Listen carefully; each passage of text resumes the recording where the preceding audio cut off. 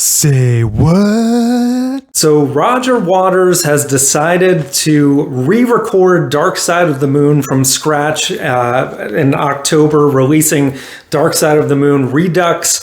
He has every right to do that, but why? Like, maybe this video should be called Say Why instead of Say What, but really though, like, what the hell, man? Like, this is a perfect 10 out of 10 record that does not need any revisions whatsoever. I also get kind of annoyed, like, every so often when, of course, it's a 20, 30, 50 year anniversary of an album. And of course, they have to release a new version with, that's been remastered or has alternate takes. And, sometimes that is worth it. Like when the Beatles' Abbey Road was last redone, totally, with the masters, George Martin's son, Giles, reworked it from scratch and did add quite a few cool B-sides that were never heard before, that kind of thing. That can make it worth it. But in the case of Dark Side of the Moon, there's been, of course, so many remasters at this point, and why change an original? But, Waters has already released a single from this, of Money, of all things, and it sounds terrible. Like, this new reworked version, it's like slow, it's not rocking at all, which I can get behind. Like, if you're trying something different, he's trying to go with more of that like old school bluesy vibe, but his voice just sounds like a bad version of Tom Waits, and he does this like weird talking interlude in the middle, which makes no sense. He says stuff like "Welcome to hell," like he's trying to scare you, like it's a horror movie or something, like the Vincent Price thing out of Thriller. So,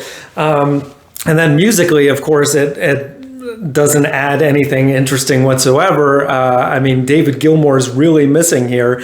So if the whole album is going to be anything like this, I may not even listen to it. Like, it's to me, I do applaud people who do things differently or try to make a change to something, or I don't know, man. Like, this just seems like, some people are going really hardcore on this, calling it blasphemous. I don't know if I would go that far because, Waters he can do whatever he wants. He's the songwriter. He wrote the lyrics to all these songs and the music to most of them as well, or had a part in it. So, it's up to him to do it. But I think he's going to lose fans by doing this. And his reputation, let's face it, is already a little tarnished just because of some things that he said politically that are way out there. Of course, the whole thing with between him and David Gilmour through the years,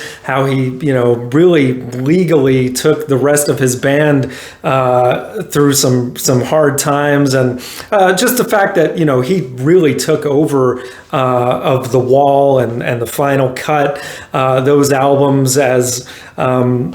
He's really just, I don't know, man. Sometimes I like Waters because he says just crazy stuff. And, if it happens to be something I do agree with, I'm like, that's kind of cool. But most of the time, Waters is not in the right. And I don't think he is here. I don't know if I'll waste my time listening to this new version when it comes out in October. But once again, it's like, when you have a 10 out of 10 album like the one that's behind my head here, why do you feel like you need to change it or shed some new light on it? Like, his quote about this said, like, as an 80-year-old man with more wisdom, I wanted to take a look at it from that perspective, like the themes of this album. But I think you got it pretty right when you were 30 or whenever. So, and I don't think necessarily wisdom always comes with age. And I think that's showing here in this case, Roger, that this isn't a wise decision to do. And I don't think, based on all the things that you've been doing over the past years that you're showing that you're a wise 80-year-old. So yeah, that's my opinion on this. I think it's a huge say what, definitely a say why, and let me know in the comments below what you think. Do you take my opinion times 10? Do you think this is actually a good idea and looking forward to listening to it? I'm open to all kinds of discussion on this, but I just felt like this was one of those things that I am a few weeks late in the game on, but I figured it was worth putting my 2 cents in because it's just why. So guys, thank you so much for watching. We got top 5s every Friday, album reviews, so much more. Thank you, and as always, Viva La Vinyl. So guys, thanks so much for watching. Please like, subscribe, and be sure to ring the bell for notifications so you can always see great quality content like you're seeing on the screen right now. Thank you so much for supporting Johnny Radio, and I'll see you soon.